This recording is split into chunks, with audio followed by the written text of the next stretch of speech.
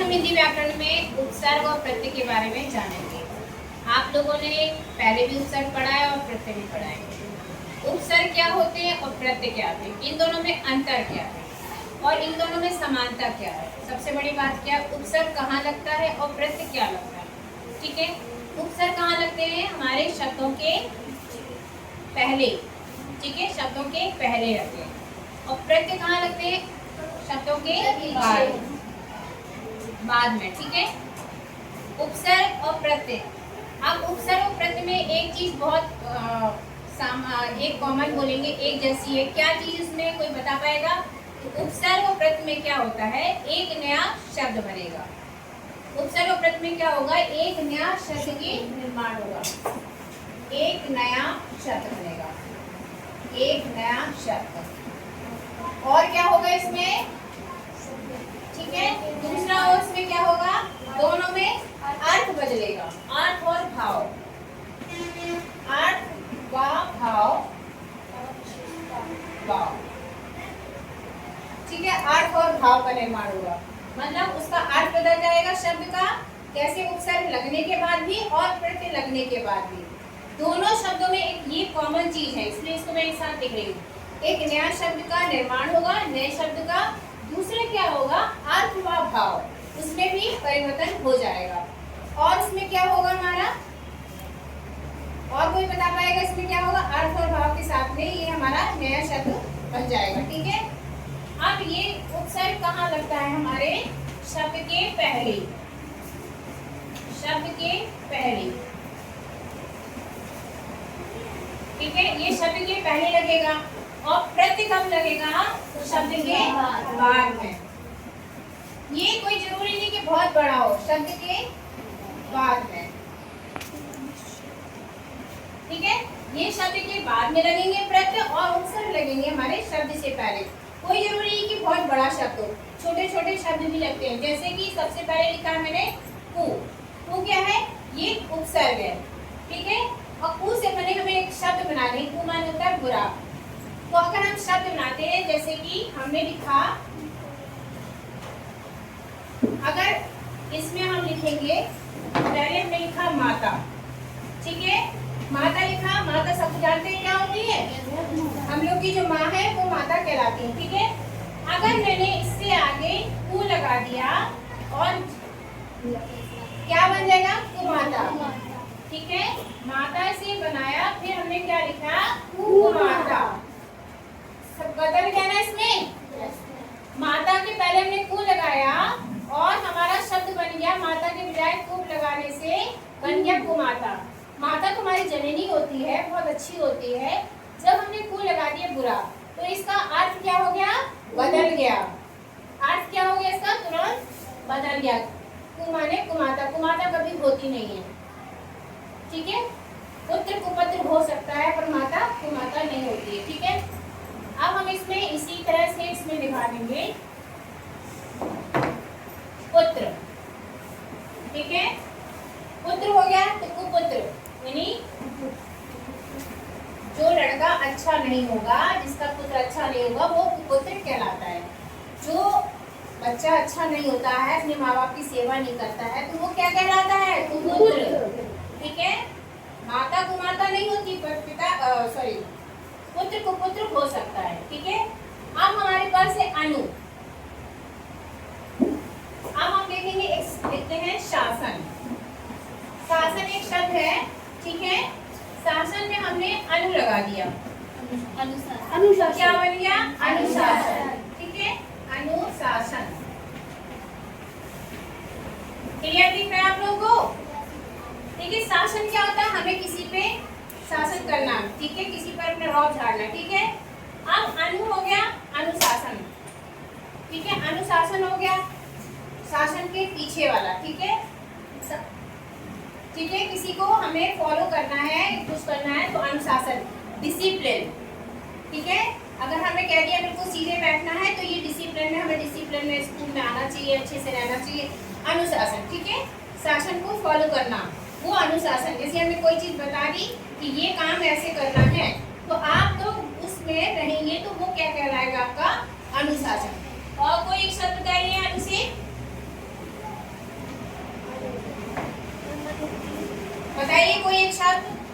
से, हाँ बताइए निराली।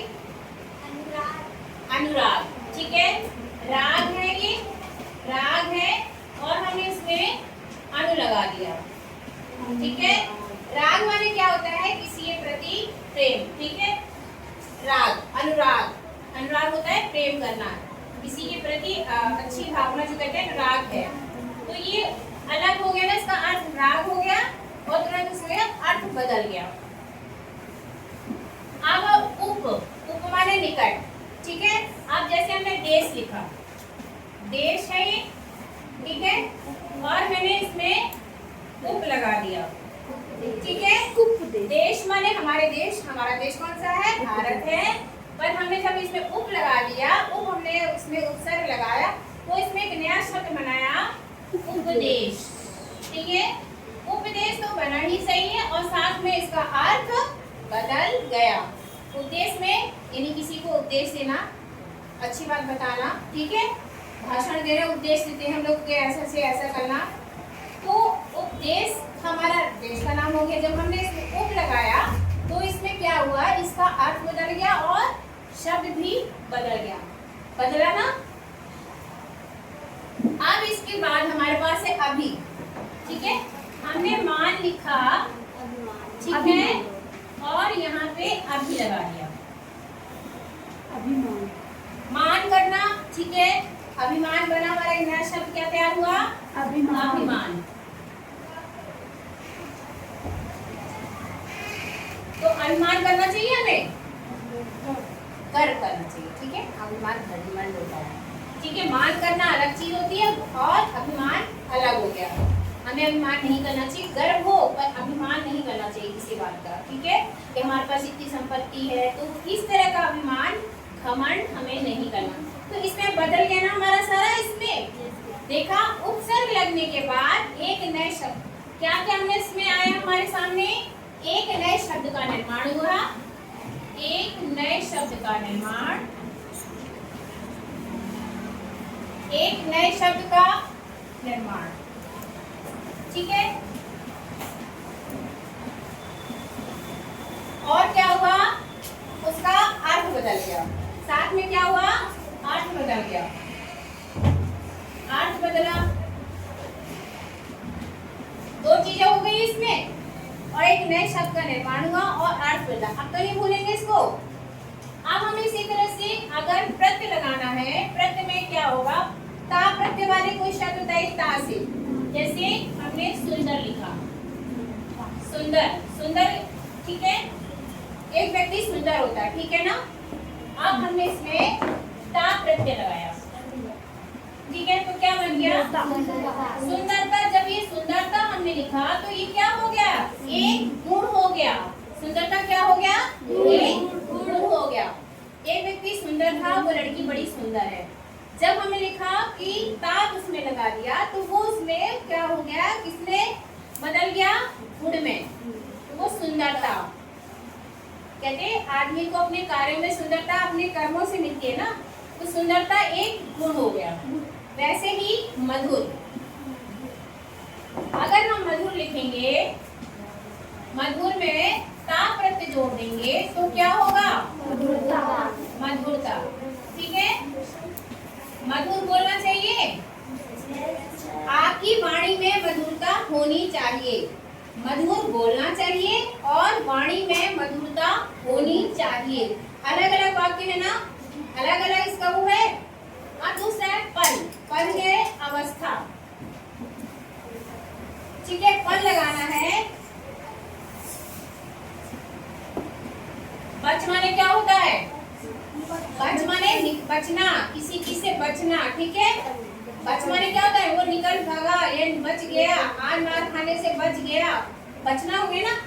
जब हम इसमें पल लगा देंगे क्या बन गया, बचपन, बचपन। बचपन क्या है, ये अवस्था, अवस्था। बचपन कब होता है भाई, छोटे होते हैं, अभी तुम लोग भी ज्यादा बड़े नहीं हो गए, ठीक है। आप किशोर अवस्था में आगे, हर एक अवस्था होती है, किशोर अवस्था होती है, ठीक है, प्रौढ़ावस्था होगी, बुढ़ापा आएगा। अब इसमें हम लिखेंगे क्रिया, ना क्या होता है, ना, ठीक है। अब ये ना है, ना क्या होती है, क्रिया। अब अगर हम किसी चीज में ना जैसे लिखेंगे, आराम सुन लीजिए, दौड़ लिखा मैंने, ठीक है, दौड़, दौड़ना, मतलब दौड़ मैंने बोला तो हमारा अगर इसमें ना लगा देंगे तब हमारा ये दौड़ना होगा। तब हमारा क्या हुआ? दौड़ना। तब क्या बना हमारा? ये दौड़ना क्रिया हो गई। दौड़ मान लो आज एक दौड़ आयोजित की जा रही है और उसमें बच्चे दौड़ लगाएंगे या दौड़ना है सब बच्चों को, ठीक है। अलग अलग वाक्य हैं। दौड़ का आयोजन होगा, ठीक है, और बच्चे दौड़ेंगे या दौड़ेंगे, बच्चे दौड़ना चाहेंगे। जो बच्चे दौड़ना चाहेंगे उसमें प्रतिभाग करें, ठीक है। आज दौड़ का आयोजन होगा और उस आयोजन में जो बच्चे दौड़ना चाहेंगे वो प्रतिभाग करें, ठीक है। अलग अलग चीजें होगी ना। अब हम देखेंगे इसी तरह से क्रिया में पढ़ना है, अगर इसमें ना लगा दिया पढ़ना, ठीक है। आप इसका सेंटेंस भी बनाओगे, अलग अलग 2 सेंटेंस बन जाएंगे, ठीक है। बताइए कैसे बनाएंगे, वो बच्चा बताएगा इसका वाक्य। पढ़ और पढ़ना। आराधना किताब को पढ़ो या किताब पढ़। आराधना किताब पढ़, ये मैंने आदेश दिया। पढ़ना, हमें प्रतिदिन सुबह उठकर पढ़ना चाहिए, ये वाक्य अलग हो गया। और पढ़ मतलब हमने आज कहा किताब पढ़ो, पढ़, इस तरह से जब बोलते हैं तो जब क्रिया लग जाती है हमें प्रतिदिन ये कार्य होना है फिर, ठीक है।